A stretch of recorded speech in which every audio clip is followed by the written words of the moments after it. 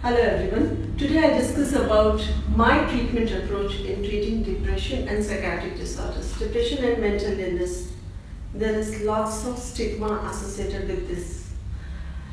Depression and mental illness ये माना जाता है ये सिर्फ ब्रेन और माइंड का डिजीज है, but it is more than that. Actually, it's a disease of a person as a whole. I'm a conventionally trained psychiatrist and I've treated psychiatric patients for 15 years with psychiatric medications and psychotherapies only. 5 years ago, I was introduced to integrative medicine. I started doing metabolic, nutritional and anti-aging medicine from A4M. They have done groundbreaking work in research of root causes of psychiatric disorders and neurological disorders. So let's discuss this in detail. So before starting treatment of any patient, we need detailed history. And in psychiatric history, we need history of present illness, past history of psychiatric illness, medical history, family history, childhood history, etc. It's a detailed history. It needs more time interaction with the family and patient. So after that treatment approach, I follow conventional medicine as well as integrative approach.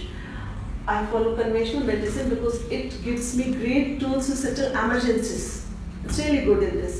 But for minimizing psychiatric medications and for disease reversal, I use integrative psychiatry approach. So let's discuss the differences between these two. Here the root cause is considered chemical imbalance in brain.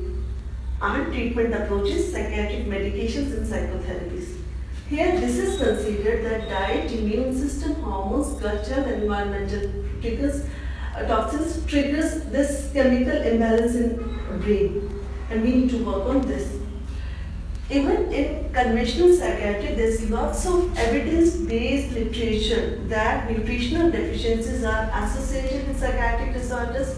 Immune system is related with psychiatric disorders.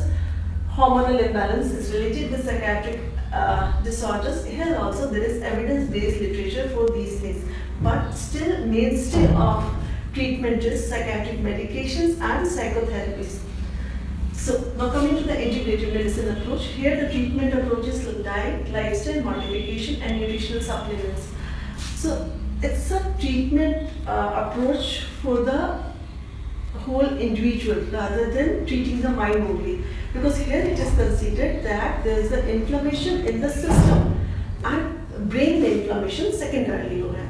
So this approach needs diet, lifestyle modification and nutritional supplements. There is no side effects here, rather there is benefit that by treating an individual, if obesity is there, if intestinal problems are there, there is reversal in physical symptoms also, because you are treating on diet, lifestyle, you're treating hormones, you're working on the gut health.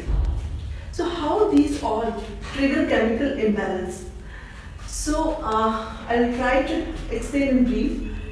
Diet means nutritional deficiencies, we all know, that are associated with depression and psychiatric disorders, because neurotransmitters की synthesis के लिए हमें nutrients चाहिए होते हैं. अगर वो diet में नहीं होंगे, so it will trigger chemical imbalance. Hormones and mental health. Hormones, chronic stress, it impacts stress hormone, और stress hormone है serum cortisol. और जब ये हार्मोन इम्पैक्ट होता है, ये सभी हार्मोन्स को इम्पैक्ट करता है, लाइक इंसुलिन को इम्पैक्ट करता है, थायराइड को इम्पैक्ट करता है. So here hormones are investigated. Gut health and mental health.